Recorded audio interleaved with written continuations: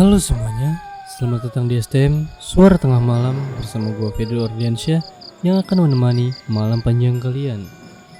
Sebelumnya, terima kasih karena kalian sudah mampir dan menonton video ini.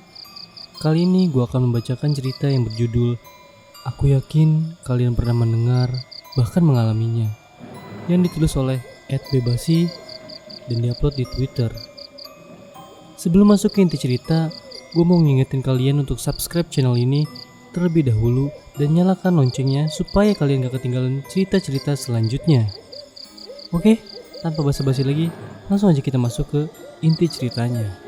Check this out.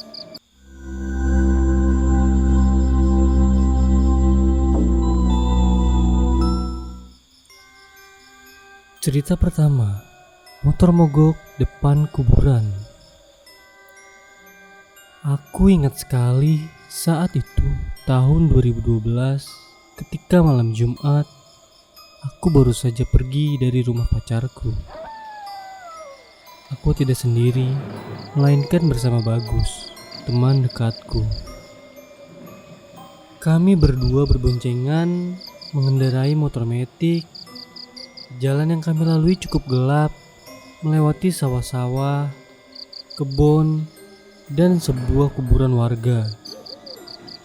Begitu hampir mendekati kuburan, Bagus yang penakut langsung menambah kecepatan. Namun tiba-tiba motor kami mati tepat di depan kuburan. Kami berdua bingung, panik.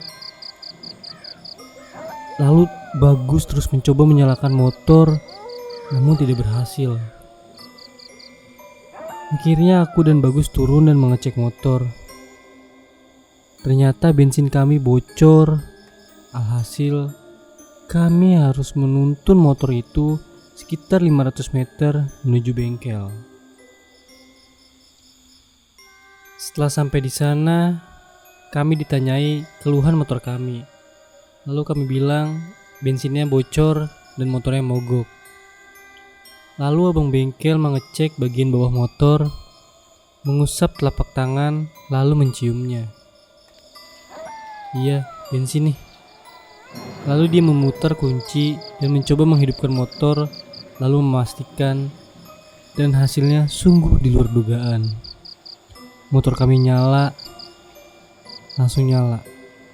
Dan setelah betul-betul dicek, tidak ada kebocoran apapun, dan ternyata kami dikerjai oleh mereka. Lanjut ke cerita kedua, ada pohon kelapa. Saat masih kecil, aku dan teman-teman komplek selalu berkumpul di depan gardu untuk bermain petak umpet. Kebetulan malam itu ada Pak Agus yang lagi merokok di depan gardu. "Cah, pengen tak ceritain ora?" kata Pak Agus. Atau yang artinya, "Bocah, pengen bapak ceritain gak?" Lalu kami yang anak kecil langsung penasaran dan serentak bilang, "Pengen pak, pengen." Dulu ada anak-anak kayak kalian main malam-malam. Mereka duduk di bawah pohon kelapa. Terus pak, kami yang penasaran terus menerus menanyai Pak Agus ini. Nah, pas lagi asik duduk-duduk, tiba-tiba ada kelapa jatuh. Pas dilihat, ternyata bukan kelapa, tapi kepala. Makanya, jangan main di bawah pohon kelapa ya. Setelah dengar cerita beliau, kami main petak umpet. Kebetulan bukan giliran aku yang jaga. Aku dan temanku langsung mencari tempat strategis untuk ngumpet. Di belakang batu bata yang tertumpuk di bawah pohon kelapa. Puk! Tiba-tiba ternyata bunyi kelapa jatuh. Sontak aku dan temanku pun langsung lari. Kami takut itu adalah kepala, bukan kelapa. Pesan moralnya tahu dong ya, kenapa nggak boleh duduk di bawah pohon kelapa? Ya kalian terawang-terawang sendiri aja lah. Oke, lanjut ke cerita nomor 3. Nomor telepon berhantu. Cerita ini aku dengar ketika saat masih SD. Saat itu kelas sedang kosong, namun digantikan oleh Pak Dadang untuk mengisinya. Pak Dadang ini adalah penjaga perpustakaan. Beliau suka sekali bercerita. Hari itu dia menawarkan untuk menceritakan sebuah cerita seram kepada kami. Serontak kami langsung mau untuk mendengarkannya.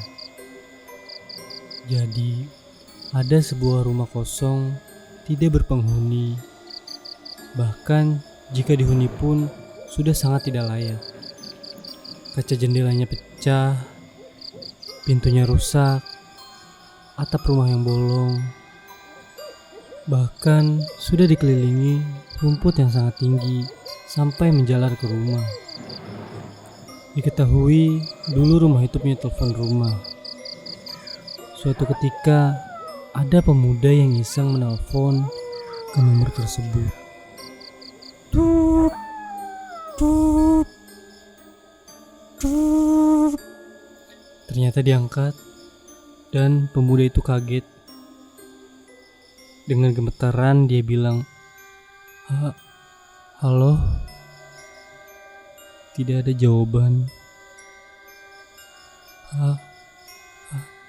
Halo? Tidak ada jawaban juga. Sampai beberapa detik kemudian terdengar suara.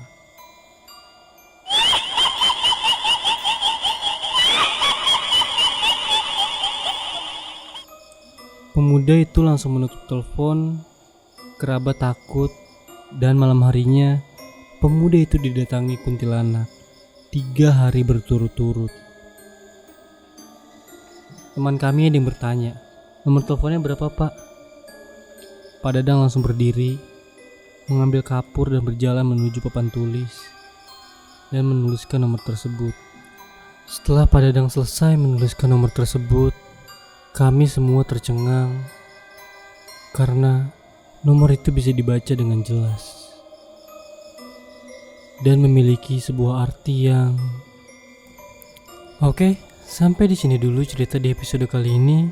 Terima kasih sudah menonton video ini sampai akhir.